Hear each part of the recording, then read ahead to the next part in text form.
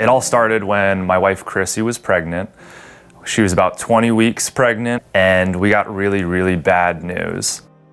I'll never forget what happened that day. They brought us in to a boardroom with about 8 to 10 different doctors.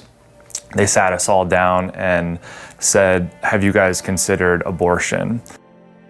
They went on to explain that Libby's brain was so fundamentally underdeveloped that she would very likely never have any basic motor functions, eating, swallowing, breathing.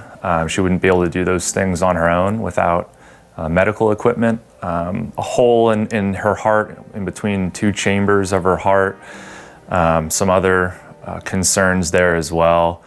I think that first night, we cried all night. This was going to be an incredibly difficult remainder of the pregnancy. I remember thinking, God, why would you put me in this position? I feel like all I've done is kind of serve you, and I feel like I live a pretty decent life. I'm a good person. Why would you kind of punish me in this way? Just having to wrestle with thoughts of, should we kind of put an end to this? Should we seek additional help?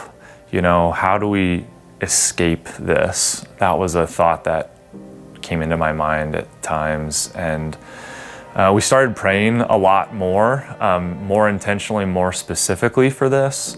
I remember diving into the Word a bit. I remember just reaching out to friends and family, reaching out to our community at Hope.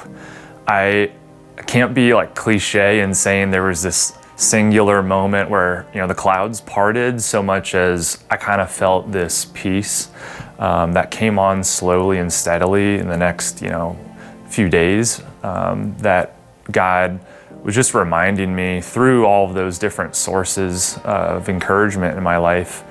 He kept providing a consistent and clear message, which was just, I am here.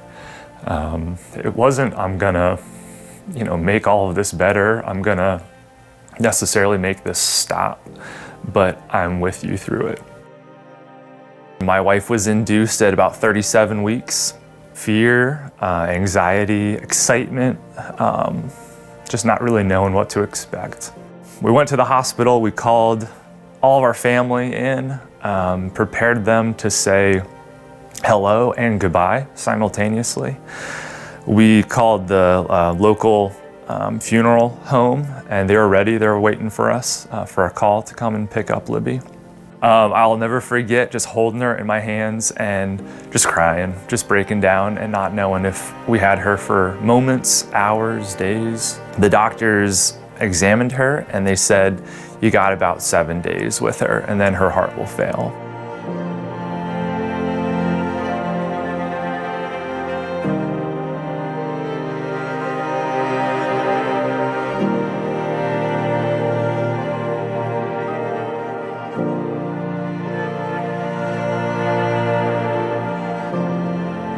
A few days turned into a week. She was doing okay.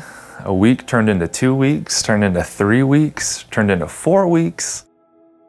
We went back to the doctor who re-examined Libby's heart, and she drew a diagram of her heart before the appointment, before the scan. And she said, guys, I had to throw that diagram out. It's a completely different heart, and we know in that moment that God gave her a new heart. We went to the brain doctor. It's the same story. He said the scan from way back when of a very solid colored brain with no folds or creases, no complexity that brains have, it's all there now, and it doesn't make any sense. Kind of fast forward to today. She was diagnosed recently with a condition called Fanconi anemia. This is a blood disorder, kind of impacts how you fight infections and how your body heals itself. After victory after victory after victory, it felt like a really big kind of punch in the face, honestly. Like, how could God bring her so far just to kind of knock us back with this news?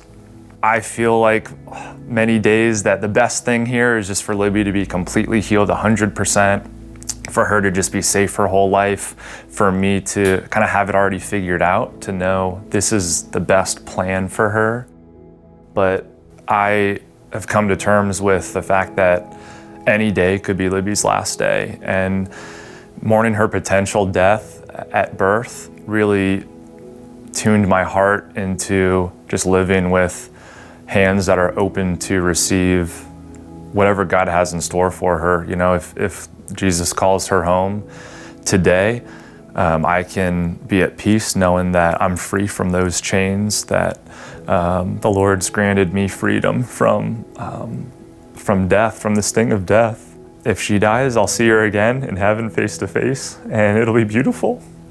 I don't have to live in the fear of not knowing what is in store for her, because the Word tells us that we will be reunited one day. So I'm really excited for that. And I'm going to enjoy every moment I have with her here on earth, for sure. But I don't know if she's going to die in middle school from leukemia or in high school. Maybe she'll live, you know, to be 30, 40 years old. Maybe she'll live, God willing, to be so much older and live a beautiful, full life. But if it's God's will, I'm free to receive that, and that's a blessing.